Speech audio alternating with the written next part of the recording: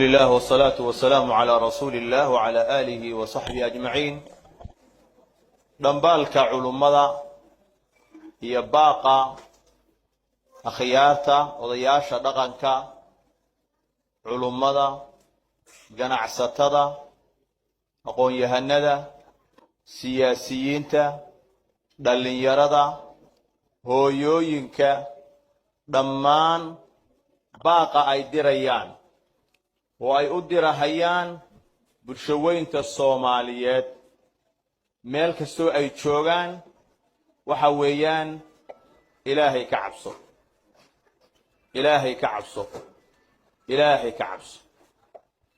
waxay u dirayaan fariin kale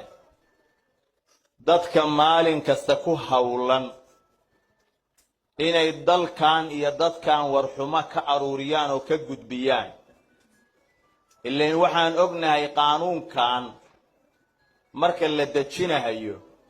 warbixinno khaldan oo wadanka laga gudbiyay oo hay'ado iyo afraad mushaar iyo dhaqaale ku qaata inay warxumada gudbiyaan ka bacdi ba qaanuunka loo jideynaya oo wax lagu dhisaya waxaasaa dhacay habeen iyo maalin dadka u taagan inay xumaan gudbiyaan oo hay'ado iyo dawlado u gudbiyaan si qaanuunkan oo kale iyo wax la mid ah dalkan loogu dabaqo waxaan leenahay waxaad soo gelaysaan ilaahay qowlkiisa subhanahu wa ta'ala inna alladhina yuhibbuna an tashi'a al-fahishatu fil ladina amanu lahum 'adabun alimun fid dunya wal akhirah wallahu ya'lamu wa antum la ta'lamun kuwa jecel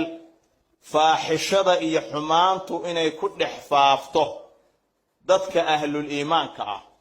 oo mu'miniinta ah ilaahay wuxuu leeyahay cadaab bay leeyihiin adduunka iyo aakhira labadaba ilaahay waa og yahay idinku sama ogideen ma naqaana magacyadooda ma naqaana abtirsiyaalkooda laakiin waa waxaan ognahay inay mushaar ku qaadanayaan oo dhaqaale ku qaadanayaan dalkooda iyo dadkooda inay ka been sheegaan oo u gudbiyaan wadamo kale iyo hay'ado kale oo aan ka tarjumi karin maslaxadda ummadan muslimiinta ah ee Soomaaliyeed ilaahay ka baqa oo faaxishada iyo xumaanta habeen iyo maalin aad aruurinaysaan ilaahay uga baqa qodobka labaad waxaan leenahay qofka dhibanaha ah oo dhibaata ay ku dhacday ama hal la dilo ama kufsi ha ku yimaado ama si kale ha loo dulmiyo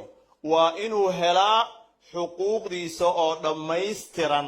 shariicada islaamka ayuuna ku helayaa waa in ayada lagu siiyaa oo uu ku helaa wax alla wixii xuquuqa oo ka maqan haday tahay hooyooyin haday tahay gabdho haday tahay qeyrkood oo rag iyo intaba ah xuquuqdooda oo dhammaystiran waa in loogu raadiyaa wadadaas ilaahay u jideeyay inay xuquuqdooda ku doontaan qodobka saddexaad waxaan leenahay dadka dulmiga wada oo dhibka wada oo balaayada iyo sharta geysanayo ahlu sharta ah waa in waxa weeyaan tilaabada ku habboon ee sharciga islaamku uu u dhigay oo looga hortagi karo oo lagu xakamayn karo waa in sharciga islaamka la mariyaa oo cuquubada ay leeyihiin dadka geysanaya afcaasha xunxun ee kala duwan waa in sharciga islaamka la mariyaa haday tahay dil haday tahay xabsi haday tahay gacmagoyn haday tahay karbaash haday tahay dhagax in lagu dilo waxa weeyaan xuduudii shariicadu islaamku u dhigtay waa in loo marsiiyaa ee aan meel kale loo leexin qodobka afraad waxaan leenahay qof kaste oo doonaya mas'uuliyad inuu qabto ama ha ahaato heer madaxweyne ama mid ka hoosaysa waxaad ogaataa dadkani waa muslimiin islaamnimadooda ayaa ku filan waxa aad ku xukumaysid oo aad rabtid inaad qaanuun uga dhigtid oo ku socodsiisid ilaahay uga baq sharciga ilaahay buu ugu yaalaa diintooda islaamka ku xukun diintooda islaamka ku xukun waxa aad dejinaysid oo qaanuun ka dhigaysid waa inay soo maraan culummada islaamku waa inay eegaan si ay u qabtaan qodob kaste oo khaldan oo shareecada islaamka aan sal iyo raad ku lahayn waa inay noqdaan culummada islaamku tilaabo kasta oo la qaadaya dalkan waa inay noqdaan culummadu kuwa lagala tashado oo la yiraahdo arrinka diinta islaamku maxay ka qabtaa sidaas adiguna madax ku noqon kartaa kuna joogi kartaa ummaduna ay ku badbaadi kartaa waxaan leeyahay dadka iimaankoodii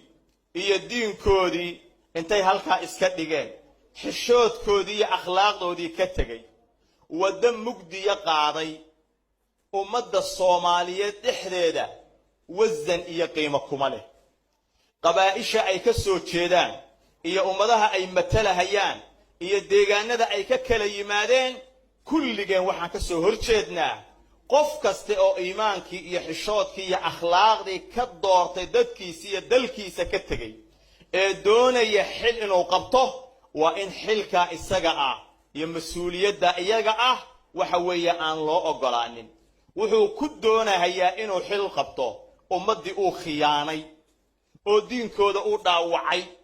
oo dastuur khaldan u jidaynayo oo uu rabo inuu baatil ku dhex socodsiiyo hadduu masna magacaagii iyo adiga deegaankaagii iyo dadkaaga xil uu ku raadinayo arrinta iyada arrin naxdin la weeye waxaan leenahay marnaba yaan loo ogolaan dadka noocaas ah inay bulshada dhexdeeda way ka takooran yihiin cod ay ku yeeshaan yaan loo ogolaanin waxaan leenahay ugu dambeyn walaalayaal dad muslimiina ayaana islaamnimada ayaan ugu filan ayada ayaana deeqda ilaahay baa raali nooga ah waxaan isku bahaysanaynaa wax kasta oo xun oo kaste oo culummadu iftiimiyaan oo ay ka hadlaan waa inaad culummada ku garab istaagtaan waa inaad culummada ku garab istaagtaan meel kastana aad gaarsiisaan codkiina ilaahay subxaanahu wa tacaala in dadkan iyo dalkan ilaahay looga baqo oo halaaga iyo khatarta dadku ay la raadinayaan waxa weeyaan in laga badbaadiyo waa mas'uuliyad dhammaanteen ina saaran weeye ilaahay idankiisa intaas ayaan ku soo gabagabaynayaa wa sallallahu ala nabiyyina muhammad wa ala alihi wa sahbihi ajma'in